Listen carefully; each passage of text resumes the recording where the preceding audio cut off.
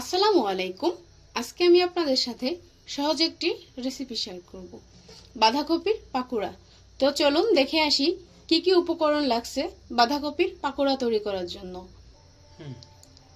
আমি এখানে বাঁধাকপির কিছুটা অংশ কেটে নিয়েছি, একদম কুচি কুচি করে কেটে নিতে হবে। আমি কেটে এখানে ধুয়ে রেখে দিয়েছি। এখন আমি এখানে কিছুটা লবণ দিয়ে দেব। লবণ দিয়ে ভালো মতো এটাকে মাখাই নিতে হবে। কিছু সময় এভাবে মাখাই রেখে দিতে হবে, যাতে বাঁধাকপির ভিতরে যে পানিটা থাকে এটা আস্তে আস্তে ছেড়ে দিবে। বাঁধাকপির পানি যদি ভিতরে থেকে যায় তাহলে বাঁধাকপির যে পাকোড়াটা তৈরি করবেন সেটা অনেকটা নরম হয়ে যায়। এই জন্য এইভাবে হাত দিয়ে পানিগুলা ফেলে দেওয়ার চেষ্টা করবেন। দেখেন এখানে বাঁধাকপি থেকে কতটা পানি জমছে, নিংড়ায়ে ফেলে দেব। এখন এখানে আমি 1 কাপ মতো বেসন দিয়ে দিচ্ছি,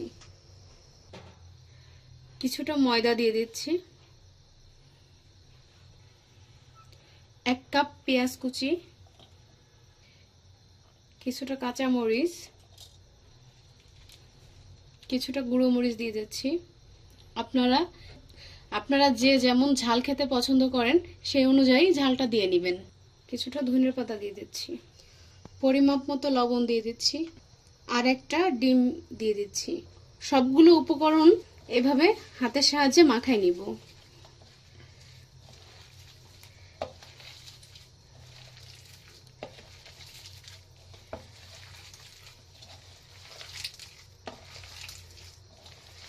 এখানে এক্সট্রা কোনো পানি ব্যবহার করা লাগবে না।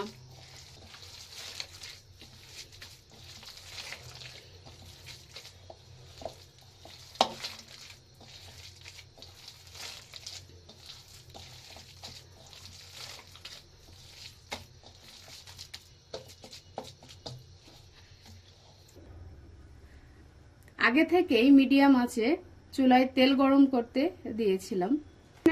এখন একটা সাইড থেকে পাকোড়ার মতো বানিয়ে গরম তেলের ভিতরে ছেড়ে দিচ্ছি।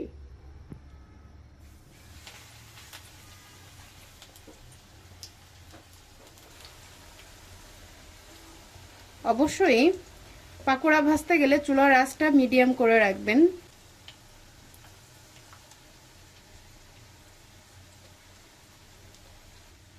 কালারগুলো যখন এরকম লাল লাল হয়ে আসবে তখন এক সাইড থেকে আস্তে আস্তে উল্টাই দিব।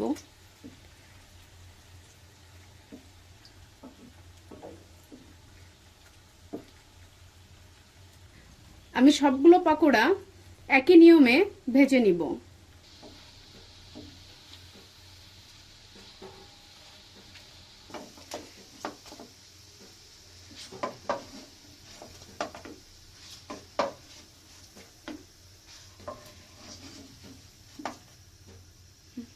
বাঁধাকপির পাকোড়া তৈরি হয়ে গেছে। চাইলে আপনি এখন সস দিয়ে খেতে পারেন, বা বিকালে চায়ের আড্ডার সাথে এইভাবে পাকোড়া বানিয়ে খেতে খুব মজা লাগে। তো সবাই ভালো থাকবেন, সুস্থ থাকবেন। আসসালামু আলাইকুম।